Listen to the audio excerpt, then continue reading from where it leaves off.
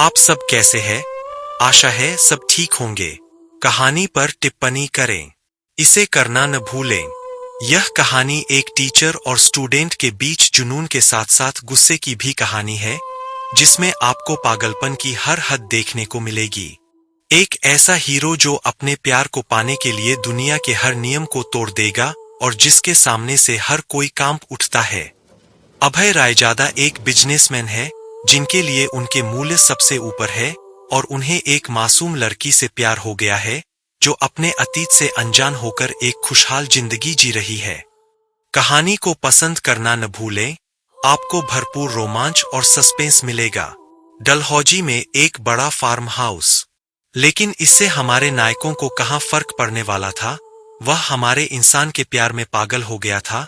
वह धीरे से उसे सांत्वना देता है और कहता है कि दर्द मुझे नहीं बल्कि उसे महसूस होगा।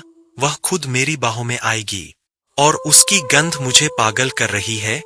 वह पहली लड़की। स्टाफ को अभय रामजादा का जुनून और पागलपन नजर आएगा। मुझे डर था कि इस व्यक्ति के साथ खिलवाड़ करने का मतलब मेरी मौत होगी। मुझे कॉल करो। जिसने उसकी मदद करके खुद को बचाया, उससे हर कोई डरता था। बेचारा डॉक्टर बहुत परेशानी में था। वह डर से गोली निकालने की कोशिश कर रहा था, क्योंकि वह जानता था कि अगर उसे कोई दर्द हुआ तो वह मर जाएगा। उसके माथे पर भी पसीना था। वह मन ही मन प्रार्थना कर रहा था कि यह व्यक्ति दोबारा कभी उसके सामने न आए, लेकिन इस तरह यह संभव नहीं था कि डॉक्टर की टीम को उनकी देखभाल के लिए हर महीने लाखों रुपए मिलते थे, और तो और उन्हें जितनी अच्छी सुविधाएं रायजादा परिवार से मिल रही थीं, शायद कहीं और नहीं मिलती।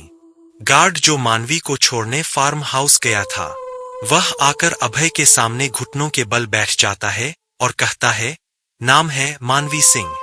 अभय सिंह परिवार की सबसे छोटी बेटी है। अभय के चेहरे पर मुस्कान है। वह इतनी खूबसूरत है कि हर कोई उनका दीवाना हो जाता है।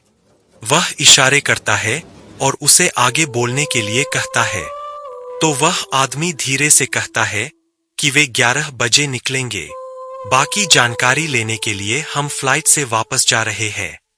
मैंने आपसे कुछ अन्य आदेश प्राप्त करने के लिए कहा है, श्रीमान। अभय ने अपनी उंगली से उसे जाने का इशारा किया और डॉक्टर की ओर देखते हुए कहा कि आपके पास 1 घंटा है, जल्दी से करो। वहां डॉक्टर डर गया। क्या यह व्यक्ति मृत्यु से नहीं डरता? क्या इतना खून खोने के बाद भी उसमें कोई प्राकृतिक शक्ति बची है?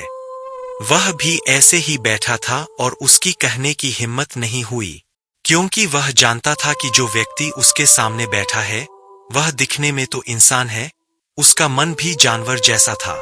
हर संभव तरीके से दुनिया के बारे में प्रलाप कर रहा था। अभय ने अपने सुरक्षा गार्ड की ओर देखा और कहा, माँ, 5 मिनट के अंदर सबको अंदर भेज दो और शाम 4 बजे तक मेरी बेटी की सभी फाइलें निपटा दी जानी चाहिए। क्या आप क्या समझ रहे हैं? माइकल ने अपना सिर झुका लिया। अभय रामजादा। माइकल सबसे भरोसेमंद आदमी था। उन्हें मार्शल आर्ट में प्रशिक्षित किया गया था, और तो और वह भी अभय की तरह ही खतरनाक था। डॉक्टर ने अपनी गोलियां निकालीं और उन्हें पहनाया। तीर ऐसे चला जैसे वह जीवित हो उठा हो। वह 9 लोगों की एक टीम में बाहर आए और सांस ली।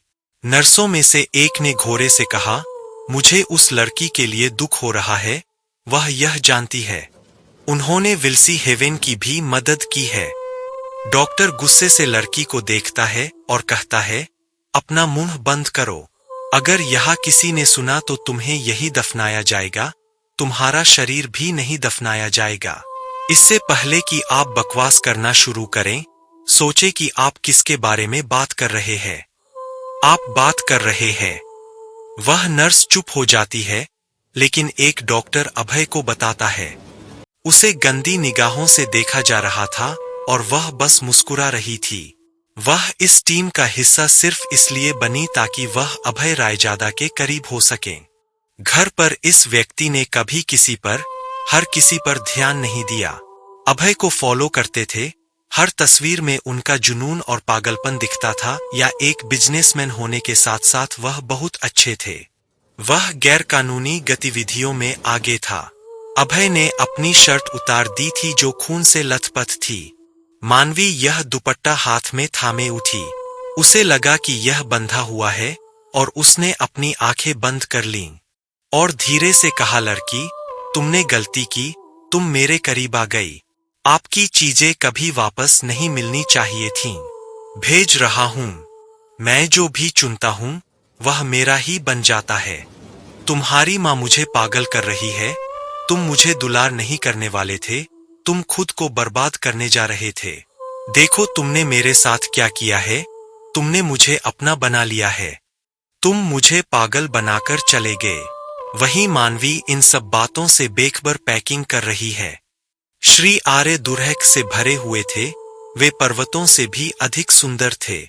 ऐसा लगता है कि उसे नहीं पता कि वह शायद यहाँ क्यों रहना चाहती थी। मुझे ऐसा महसूस नहीं हुआ कि मैं दिल्ली से हूं और ऐसा लगा जैसे कोई प्रतिबंध नहीं है। वहां इतने सारे थे कि वह कभी भी जाल से बाहर नहीं निकल सकी। अब वह अपना कॉलेज शुरू करने वाली थी और उसे बस यही करना था। उन्हें इस शर्त पर दौरे पर लाया गया था कि वह केवल दिल्ली में ही रहेंगे, कॉलेज शुरू करेंगे। मानवी का चेहरा थोड़ा उदास था। यह देखकर उसके दोनों भाई। वह मुस्कुराते हुए कहता है, दोस्त, तुम नाम पर चुप क्यों नहीं हो जाते? जाने के बाद वह ठीक हो जाएगी। वह भी तुमसे प्यार करती है। हम अब भी आपकी हर पसंद नापसंद का ख्याल रखते हैं। कभी कभी वह आपको अनुदान देती है और कभी कभी वह आपको एक छड़ी भी नहीं देती है। मानवी, वह वही है। वह वही बैठकर कहती है, भाई भोम, मुझे देखते ही वह हिटलर क्यों बन गया? रास्ते में इतनी दूरी है। उराका भाई उसके बाल खींचते हैं और कहते हैं कि तुम ऐसा हो सकता है वह बुरी न हो, वह थोड़ी अधिक सुंदर हो। मैं अब भी उसे याद करता हूँ। जब तुम छोटे थे और मैं अपना कॉलेज ले जाता था, अगर लड़के होते तो लड़के और लड़कियां भी आपकी तरफ देखा करते थे।